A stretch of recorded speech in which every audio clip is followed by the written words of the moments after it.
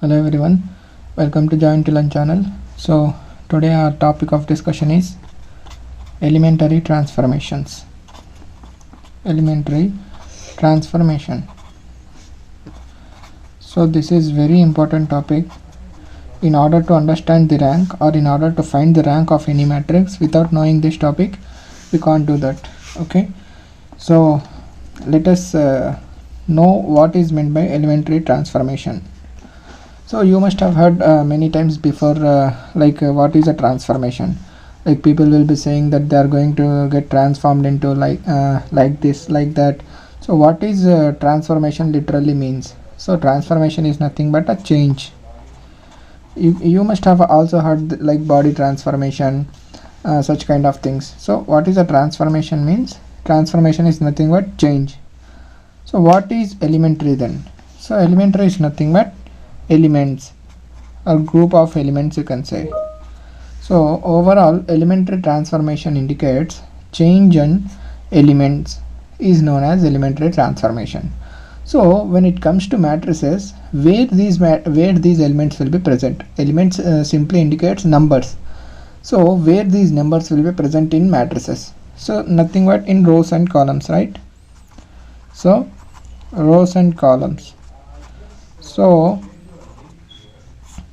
change of which will indirectly indicates that change of rows and columns in matrices is known as elementary transformation. So this is the definition of elementary transformation. So change in rows and columns is known as elementary transformation. So simply when I say change in rows and columns, you cannot simply change as you like. Okay, then there will be certain rules to be followed in order to do the elementary transformations. I'll state those rules. First of all, you have to remember all those rules. There are only 6 rules. There is no need of by hearting them. You can simply understand. So out of the 6 rules, the first one is you can do this operation. Wait, Ri can be, R indicates row, I means ith row. I can be any number 1, 2, 3. So if suppose it is R1, then first row it will indicate. So Ri can be interchanged with K into simply Rj. So this is first elementary transformation. What is this? Ri interchanged with Rj means nothing but replacing, interchanging or exchanging Rith row with Rjth row. Okay, this is our first elementary transformation. When it comes to second elementary transformation, Ri can be changed as K into Rj. So you can also write this as interchanged, or simply you can write can be changed into. So Ri can be changed into K into Rj. What is K here? K is nothing but a simple scalar. Okay, Rj is nothing but jth row. This is our second elementary transformation. The third elementary transformation is Ri can be changed into Ri plus K into Rj. This is our these are our three elementary row transformations, because since the transformations are only applied on rows, these are also known as elementary row transformations. The same 3 things can be applied to the columns as well. Okay, so when it comes to first column, Ci is getting exchanged or interchanged with Cj, and the second elementary transformation is Ci can be changed as K into Cj, and the third one is Ci can be interchanged as Ci plus K into Cj. So these are the 3 column transformations. Overall these 6 we have the overall elementary transformations which we have in matrices are these 6. So whatever other transformation you will see or you are going to see, they will also be a part of these 6 only. So apart from these 6, there are no basic elementary transformations. Whatever extra transformations which we will see are all derived from these transformations. Okay, now let us take an example and explain you and I'll explain these transformations. It will be more clear to you. Okay, I am taking one matrix A whose elements are like 1, 2, 3, 2, 0, 1, -1, 4, what should I keep here? I'll take as simply 1 itself. So in these 3 in this 3 by 3 matrix, this is a 3 by 3 matrix. In this 3 by 3 matrix, what is this for me? So this is R1, first row, right? So this is R2, this is R3. Okay, so when it comes to here, this is my C1, column 1, this is C2, this is C3. Everyone knows these, everyone knows these things. Okay, now according to my first transformation, what is that? Ri is getting interchanged with Rj. So I'll consider I as 1 and I'll consider j as 2. So what is this? R1 interchanging with R2. So then what will be our matrix A will become after this elementary transformation? So R1 and R2 has to be interchanged. So first row will become 2 0 1 1 2 3 minus 1 4 1. This is our first elementary transformation. The second one is I same again I am considering I as 1, j as 2. You can also consider I as 2 and j as 3. Whatever you want to consider, you can consider. Only up to 3 because we have only 3 rows, right? So I value starts from the 1 and ends at 3. Okay, so you can consider I as 1 2 3, but I am considering I as 1 and j as 2. So and I am taking some scalar value as -1. Okay, then what is my R1? R1 is getting R1 turns to -1 into R2. So R1 has to be R1 has to be changed as -R2. So when you do this second elementary transformation, here not this matrix you should consider, this is your basic matrix. So R1 has to be changed into -R2. So what is -R2? -2 0 1.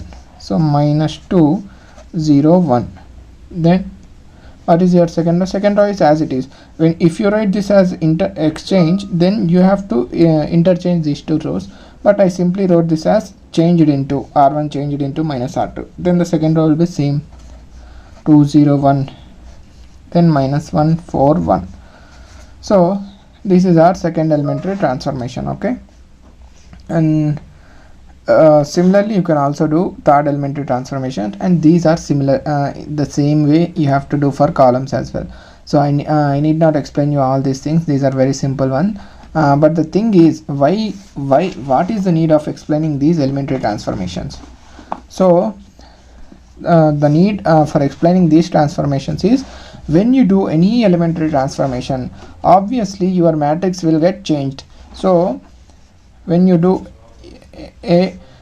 see, we have considered here matrix A. We applied elementary transformation, and let us this is the matrix we got after the elementary transformation. Let us consider this matrix as B. So simply using common sense, we can say that A is not equals to B. How can both be same? After transformation, obviously this matrix is going to get changed. So when you if A is a matrix, and after doing elementary transformations to A, you are getting some other matrix which is known as B, this A will not be equals to B. But the thing is, rank of A will be equals to rank of B. This is very important point. For this thing, for this simple conclusion, I have explained you all these things which are not that necessary, but and the thing is, you have to remember this point. So without elementary transformation, you can't find the rank. First of all, in row echelon form, you must have to be familiar with elementary transformation. In normal form also, you should you should be familiar with elementary transformations. Without elementary transformations, you can't find the rank. As well as when you apply some elementary transformations on any matrix, then and that matrix is getting transformed into another matrix, then the ranks of those two matrices will be same. Okay, this is the very important conclusion which you have to remember. Now let us see the limitations of elementary transformation. Like you can't simply transform as you like. Okay, there will be certain rules I said in the beginning itself. So where will these elementary transformations will get failed? Okay, first one is when you are doing R1, you are transforming R1 as R1 plus R2, then you are transforming R2 as R1 plus R3. You are doing both these steps at simultaneously you are doing them simultaneously, in the sense both you are doing in a single step. You are not taking two steps. Single step if you are doing, then this is not at all possible.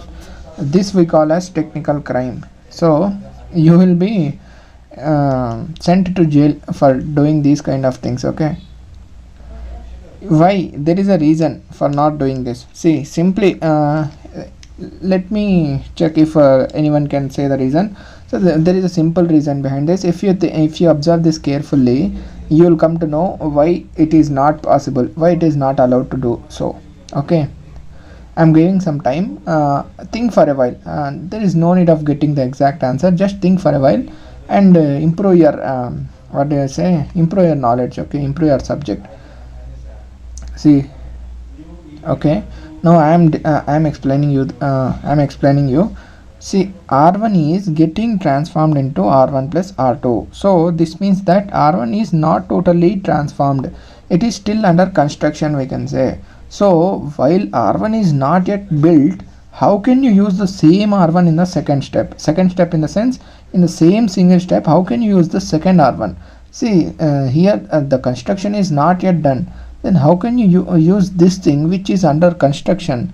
Under construction in the sense which is not yet formed. This row has not yet formed. Again you are using the same row R1 plus R3 here for transforming R2. This is not possible, because you can't say, man, what is R1, because R1 is still it is the operation is still happening. That is why I'm mentioning in single step. So when it is a single step, this is not yet formed. How can you use incomplete R1 here? So that is the reason why you can't use these kind of things simultaneously. See, there is a possibility that you can do like this. R1 is transformed into R1 plus R2. This is my step 1. Now the R1 has completely formed. It means there is a value for R1. In the second step, after the formation of R1, now you can do R2 implies R1 plus R3. So this is my second step. In this way you can do, but you can't do like this. You got the reason, I guess, right? So the second thing is, the second crime which you people should not or must not commit is, you can't do these kind of things also. R1 is getting transformed into R2 plus R3. C1 is getting transformed into C2 plus C3. Both if you are trying to do simultaneously, it is also a technical crime. I am again giving you some time. You think carefully and answer me why this is not possible. So take your own time. Even if it takes 5 minutes also, someone answers this question, that answer will be appreciated for sure, because this is a little tricky one than this one. So but if I explain you the answer, if I explain you the reason, then you will say, oh, this is the simple reason. But that simple reason you have to think for a while. I am giving you some time. Pause the video and think for 1 to 2 minutes. Even if you don't get the answer, at least think. Your thinking capacity will grow. That is what I want. No need of getting the exact answer. I just need your thinking capacity to grow. Okay, now it's my turn. I am explaining you the reason. See, R1 is getting transformed into R2 plus R3. Suppose I am considering matrix A11, A12, A13, B11, B12, B13, C11, C12, C13. This is the matrix I am having. So, inside this matrix, R1 is getting both. I am saying that it is happening simultaneously. So R1 is getting transformed into R2 plus R3. What elements does R1 have? This one, A11, A12 and A13. Now what I am saying, C1 is again getting transformed into C2 plus C3. What does C1 have? So A11, B11, C11. If you observe carefully, A11 is a common for both R1 as well as C1. So when this element is common, So in the first step itself, R1 is not yet formed. So then how can you use the same element in forming the C1? So which is not yet fully formed. How can you use this element while forming the C1? So this is the thing which you have to remember. You can't do these kind of transformations, and if you do these kind of transformations and if you try to find the ranks, obviously rank will change, because this is not an elementary transformation. This is a crime which you are doing. So these are the things. See, if I am explaining with respect to R1 and C1, the same thing is applied to R2 and C2, R3 and C3 as well. That is the common sense which you have to grasp yourself. In each and every point I won't be explaining. So if I explain those many points for these simple videos, it will take a lot of time. That is why I'll simply be explaining the basic. You have to understand the concept. Okay, the same thing will be applied for R2 and C2 as well. So in the R2 you have B12, in the C2 you have B12 common. So how can you do the transformation simultaneously? Yeah, again, if you do this one in the first step, now the first element is completely formed. In the second step, if you use the first formed element, then you can do this transformation as well, but simultaneously it is not possible. Okay, this is the concept of elementary transformations. So these elementary transformations we are going to use while finding our ranks. So in the next video we are going to see the ranks, which is a very important and you can surely expect one essay question from the ranks. So listen carefully and prepare a neat notes. Not like me, unlike me, you people have to prepare a neat notes by writing by forming your own sentences.